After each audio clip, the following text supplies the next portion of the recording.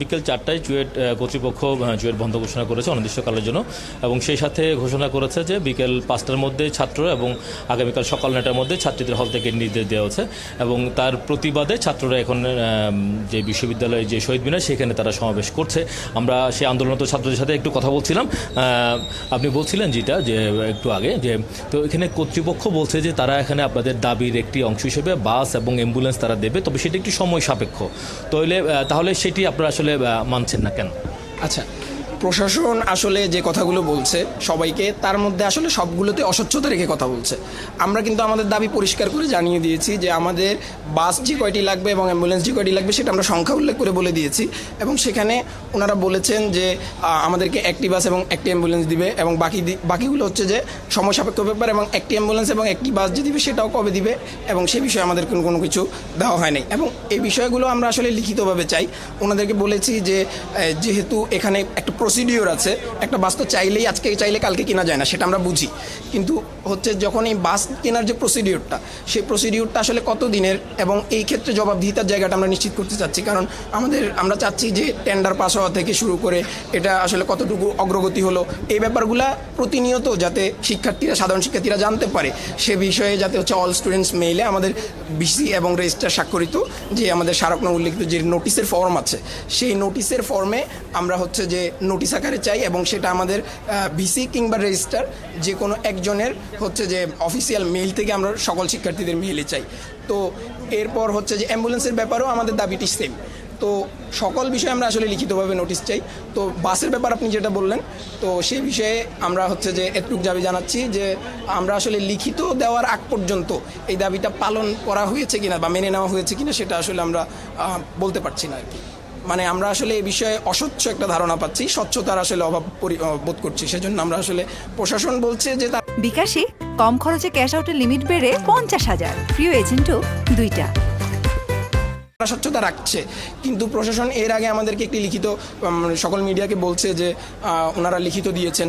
তো লিখিত দিয়েছেন, আসলে কীরকম লিখিত দিয়েছেন আপনাদেরকে একটু নমুনা দিই।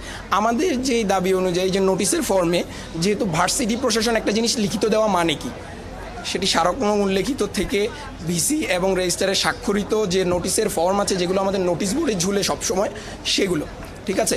তো ওই অনুযায়ী আমাদের কিছু না দিয়ে কোনো একজনের মাধ্যমে একটা লিখিত কিছু পাঠানো হয়েছে যেখানে একটা সাইন দেওয়া হচ্ছে, সিল নেই, কিছু নেই। তো সেগুলো আমরা আসলে এই জন্য মেনে নিতে পারছি না আর কি।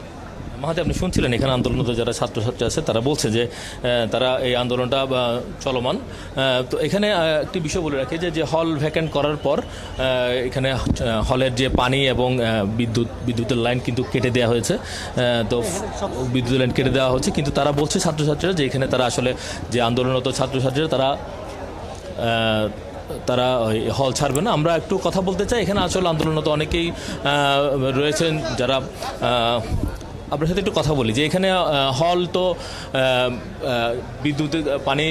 বিদ্যুতের লাইন বন্ধ এবং পানির লাইনও বন্ধ করে দিচ্ছে, সেই ক্ষেত্রে আপনারা আসলে এখানে আন্দোলন থাকবেন বলছেন বা সেটা কি? আমরা আসলে ক্যাম্পাস ছাড়বো না। আপনারা দেখতে পাইতেছেন যে আপনার প্রশাসন যে আপনার এটা নিয়ে পুরো সাংঘর্ষিক। এখন যদি আপনার কোনো শিক্ষার্থী যদি আহত হয় এটা এবার ওদেরকে নেওয়া লাগবে। এখন গ্যাস বন্ধ করছে, পানি বন্ধ করছে, আমরা ক্যাম্পাস ছাড়বো না, আমরা ক্যাম্পাসের মধ্যে থাকবো। যেহেতু প্রশাসন আমাদের সাংঘর্ষিক হয়ে গেছে, এটা প্রশাসন আমাদেরকে যেন আমাদের এই আন্দোলনটা অন্যদিকে নেওয়ার ট্রাই করতেছে, এটা আমরা করতে বসে দিব না, এটাই আর কি। এর আগেও তো আপনারা প্রশাসনের কাছে অনেকগুলো দাবি জানিয়েছিলেন, সেগুলোর ক্ষেত্রে আসলে প্রশাসন কতটা দ্রুততার সহিত আসলে সেই দাবিগুলো পূরণ করেছে বা আদৌ পূরণ করেছে? প্রশাসন আমাদেরকে ওরকম কোনো আশ্বাসই দেয় না। আমরা সাথে বলছি যে আমরা একটা জায়গায় বৈঠক করি, আমরা 10 জন 20 জন, বা তারা এত বড় একটা সমাজ, আমরা বলছি আচ্ছা ওপেন বৈঠক করি আমরা, তারা বলতেছে যে না সেটা করতেছে না। আমাদের শুধু আশ্বাস দিচ্ছে রাত্রেবেলা যে আমরা বসবো কালকে 10টায় এবং তাদের নমুনা হচ্ছে এরকম। শুনতেছি তারা পুলিশ ফোর্স পাঠাচ্ছে। এখন সোজা কথা আমরা রয়্যাল এই ক্যাম্পাসে আশ্রয় এলেস, কারণ এই প্রশাসন যদি আমাদের জন্য আমাদের ওয়াইফাই, আমাদের হলের সব ফ্যাসিলিটিস বন্ধ করে দেয়, মানে আমরা সেদিনকে বের করে দিতে যাচ্ছে আমাদের। তারপর শুনতেছি প্রশাসন আবার পুলিশ ফোর্স বা আদার যে আইনশৃঙ্খলা বাহিনী তারা সেগুলো প্রবেশ করাচ্ছে। তারা আমাদের কী চাচ্ছে তাহলে? পিটায় বের করে দিবে আমাদের? আমরা সোজা কথা একেবারে ডাইরেক্ট প্রধানমন্ত্রীর কাছে এটা আশ্রয় চাচ্ছি যে আমরা যে দাবিগুলো চাইছি সেটা সুষ্ঠুভাবে সুন্দরভাবে সাবলীলভাবে বসে এবং বৈঠকভাবে আলোচনা সাপেক্ষে সেটা সমাধান করে দেওয়া হোক। এর বাইরে কিচ্ছু না। আমরা যতক্ষণ মধ্যে সমাধান না পাবো আমরা ততক্ষণ মধ্যে চালাই যাব, এটা থামবে। রাজীব, শিক্ষার্থীরা যে বিষয়টি বারবার স্পষ্ট করলেন, তারা ক্যাম্পাস ছাড়বেন না, ক্যাম্পাসে অবস্থান করবেন, এই বিষয়ে তারা অনড় রয়েছেন। এদিকে বিশ্ববিদ্যালয় প্রশাসন তারা ক্যাম্পাস অনির্দিষ্টকালের জন্য বন্ধ ঘোষণা করে দিয়েছেন এবং হল ত্যাগের নির্দেশ দিয়েছেন।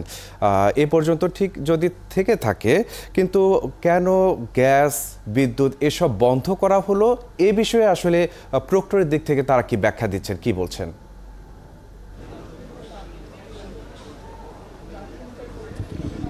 হল বন্ধ ঘোষণা করার পর আমরা আসলে চুয়েট কর্তৃপক্ষ, ভিসি এবং প্রক্টরদের সাথে আসলে কথা বলার চেষ্টা করেছিলাম, কিন্তু তারা আসলে ওই সময় কোনো কথাই আসলে আমাদের সাথে বলতে রাজি হননি এবং তারা বলছেন তারা এই বিষয়টা পরে জানাবেন। আমরা হল বন্ধ করার 1 ঘন্টার মধ্যে তারা যে ছাত্রদেরকে হল থেকে নির্দেশ দিয়েছেন এবং এটা আসলে কটূক যুক্তি, এটা নিয়ে আমরা আসলে তাদের সাথে আলাপ করতে চেয়েছিলাম, কিন্তু যেহেতু আসলে তারা মিডিয়ার সাথে কোনো ধরনের কথা বলতে চায়নি, ফলে আমরা আসলে বুঝতে পারছি না। কিন্তু এখানে যারা ছাত্রছাত্রী রয়েছেন তারা বলছেন যে যতই কষ্ট হোক, যতই তারা প্রশাসন যতই তাদের বিরুদ্ধে আচরণ করুক, তারা কিন্তু আসলে তাদের এই আন্দোলনের যে জায়গা সেটি আসলে তারা ছেড়ে যাবেন না।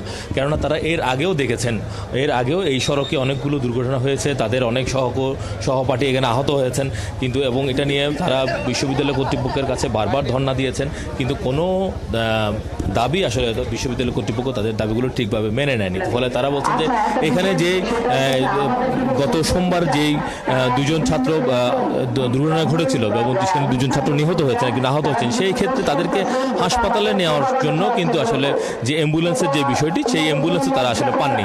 তো ফলে এখানে যে অ্যাম্বুলেন্স রয়েছে সেই অ্যাম্বুলেন্সে পর্যাপ্ত পরিমাণ অক্সিজেন থাকে না বা পর্যাপ্ত পরিমাণ যে সুযোগ সুবিধা সেটিও আসলে তারা পান না। ফলে এখানে যে স্বাস্থ্য কমপ্লেক্স রয়েছে সেই স্বাস্থ্য কমপ্লেক্সও কিন্তু পর্যাপ্ত পরিমাণ সুযোগ সুবিধা আসলে নেই। ফলে তারা চান যে এখানে পর্যাপ্ত সুযোগ সুবিধা সম্পন্ন যে স্বাস্থ্য কমপ্লেক্স সেটি আসলে থাক এবং যেন ভালো ডাক্তার থাকুক, যেন কোনো দুর্ঘটনা ঘটলে যেন প্রাথমিক যে চিকিৎসা সেটি যেন তারা এখানে নিতে পারে। এই বিষয়ে তারা বেশ কয়েকবার তারা এবং বিশ্ববিদ্যালয় প্রশাসনকে তারা জানিয়েছে, কিন্তু বিশ্ববিদ্যালয় প্রশাসনও সেই বিষয়ে তাদেরকে কোনো ধরনের আশ্বাস দেয়নি। তো সেক্ষেত্রে তারা বলছেন যে এখানে প্রচুর ছেলে মেয়ে যারা শহর থেকে আসা যাওয়া করে এবং এখানকার যে ছাত্রছাত্রীর যে পরিমাণ আছে তো তাদের জন্য আসলে বাস দরকার আসলে বেশ কিছু, কিন্তু সেখানেও তারা আসলে ছাত্র বাস তারা পাননি। ফলে এখানে তারা 4টি অ্যাম্বুলেন্স, 5টি বাসের জন্য যে দাবিগুলো জানিয়েছেন, সেই ক্ষেত্রে তার বিপরীতে একটি বাস এবং একটি অ্যাম্বুলেন্স আসলে খুবই অপ্রতুল। তারা বলছেন যে আসলে ছাত্র অনুপাতে এই বাস এবং অ্যাম্বুলেন্সের সংখ্যা আসলে খুব অপ্রতুল হওয়ায় তারা আসলে বারবার এখানে আন্দোলনের পথে যাচ্ছেন। ফলে এই যে নিরাপদ সড়কের যে বিষয়টি তারা বলছেন যে এখানে তাদের সাথে যে এলাকাবাসীও বলছেন যে এখানে প্রতিনিয়ত যেই বাসগুলো চলে সেই বাসগুলোতে প্রতিনিয়ত আসলে দুর্ঘটনাগুলো হচ্ছে এবং এখানে কিন্তু যে শাহ আমানত এবং এবি ট্রাভেলসের কথা বলা হচ্ছে, তারা আসলে প্রতিনিয়ত দুর্ঘটনা ঘটানোর পরও কিন্তু তাদের বিরুদ্ধে কোনো ধরনের ব্যবস্থা নেওয়া হয় না এবং যে গাড়িটি দুর্ঘটনা ঘটিয়েছে সেই গাড়িটিও কিন্তু ফিটনেস বিহীন গাড়ি এবং এক্ষেত্রে তারা বলছে যে এই ফিটনেসবিহীন গাড়ি এবং বেপরোয়া গতির যে গাড়িগুলো এই রোডে চলে, তো সেই বিষয়ে এখানকার যে বিআরটিএ বিআরটিএও কিন্তু এতদিন ধরে কোনো ধরনের কর্ণপাত করেনি। দুর্ঘটনা ঘটার পরে হয়তো বিআরটিএ কর্তৃপক্ষ এখন বলছে যে গাড়িটি ফিটনেস। জেলা প্রশাসন এবং বিশ্ববিদ্যালয় প্রশাসন থেকে যে ধরনের কার্যকর পদক্ষেপ নেওয়া প্রয়োজন, সেই পদক্ষেপগুলো আসলে দেখতে না পেরেই এখন পর্যন্ত শিক্ষার্থীরা তাদের এই কর্মসূচি চালিয়ে যাচ্ছেন। বিশেষ করে শিক্ষার্থীদের মুখ থেকে আমরা যেমনটা শুনছিলাম যে তারা বিশ্ববিদ্যালয় প্রশাসনের কাছ থেকে একটি লিখিত আবেদন চেয়েছিলেন বা লিখিতভাবে তারা যে পদক্ষেপগুলো নিচ্ছে সেটির একটি নিশ্চয়তা চেয়েছিলেন। সেই জায়গাটাতেও আসলে তারা আস্থায় রাখতে পারেননি। তো এই জায়গা থেকে আসলে বিশ্ববিদ্যালয় প্রশাসনের বক্তব্য জেনেছিলেন কিনা, তারা আসলে কেন লিখিতভাবে আনুষ্ঠানিকভাবে কেন শিক্ষার্থীদের এই বিষয়গুলো অবহিত করতে চাচ্ছেন না?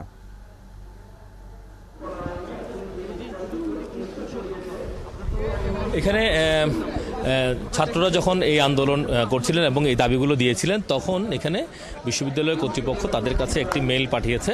সেখানে যে প্রথম দিকে যে তাদের 9টি দাবি ছিল সেই 9টি দাবি পূরণ করা হবে এই মর্মে তার একটি মেইল পাঠিয়েছিল। কিন্তু এখানে যারা আন্দোলনরত ছাত্রছাত্রী রয়েছেন তারা বলছেন যে এই দাবিটি যে আসলে বিশ্ববিদ্যালয় কর্তৃপক্ষ যে তাদের এই দাবি পূরণ করবে বলেছে, সেখানে কিন্তু বিশ্ববিদ্যালয় কর্তৃপক্ষের কোনো ধরনের প্যাড ছিল না, শুধু একটি সাদা কাগজে এই লেখাগুলো এসছে।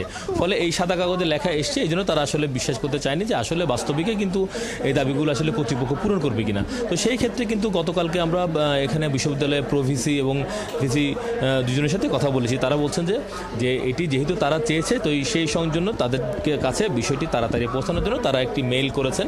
তারা যদি চায় যে একটি লোগোযুক্ত প্যাডের মধ্যে এই লেখাগুলো তাদেরকে দিতে হবে, আমরা সেটি দিতে রাজি, কিন্তু এখানে রেজিস্টারের সিগনেচার রয়েছে।